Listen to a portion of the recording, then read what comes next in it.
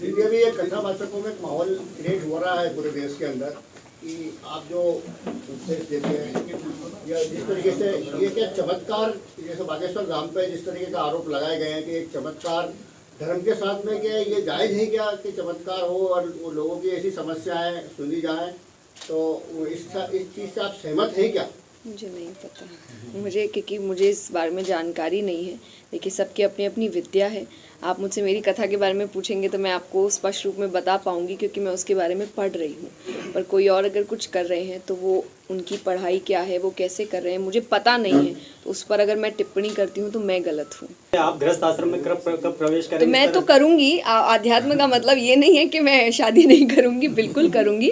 पर जैसा मैंने एग्जैक्टली मैं यही बात कह रही हूँ कि आज देखिए, क्योंकि हम चीज़ें आपको अच्छे के लिए मिलती है, आप उसका बुरा इस्तेमाल करते हैं। सोशल मीडिया आपको अच्छे के लिए मिला है, आज आप सामने हैं, मैं यहाँ बैठी हूँ, आप मेरी बात हर घर तक पहुँचा सकते हैं, ये एक अच्छा है। लेकिन अगर वो बात मोड़ के घुमा के करेंगे तो ये गलत है। तो वैसे ही आप समझिए कि जब मैंने सोशल मीडिया बनाया था तो इसका अर्थ यही है कि मेरी बात मेरे चैनल्स के थ्रू आप तक पहुँचेगी।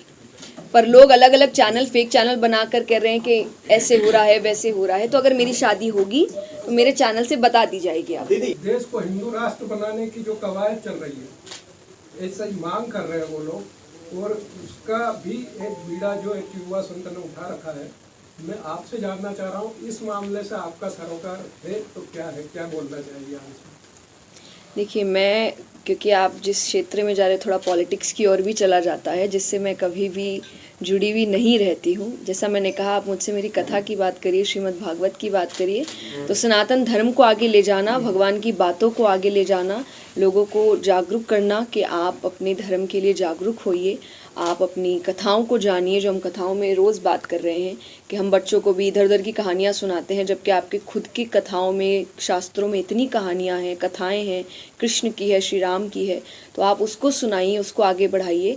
इस पर मेरा पूर्ण सहयोग है कि आप इस बात को, इस धर्म को आगे लेकर जाएं। भागवत कथा का जो उद्देश्य है उसके अनुसार आप यहाँ के युवाओं के लिए क्या कहना चाहेंगे? कि आप इस कथा को सुनिए, और मैंने जितनी सिंपल वर्जन में आपको कथा में आपके सामने रख सकूं मैं कोशिश कर रही हूं। और मैं इसीलिए सिंपल करती हूं क्योंकि जो आज के युवा है वो शायद समझ नहीं पाते हैं जो गहरी बातें हैं। तो मैं आपको आपके शब्दों में, आपकी भाषा में समझाने की कोशिश कर रही हूँ। खुद एक युवा होकर मैं हमेशा कहती हूँ, मैं संत नहीं हूँ, मैं साधु नहीं हूँ, मैं एक साधारण लड़की हूँ जैसे आपके घर के बच्चे होते हैं, और सबकी अपनी अपनी रुचि होती है किसी क्षेत्र में। मेरी रुचि आध्यात्म में है, जिसको लेकर मैं आगे बढ़ रही हूँ, उसके पीछे काम कर रही हूँ।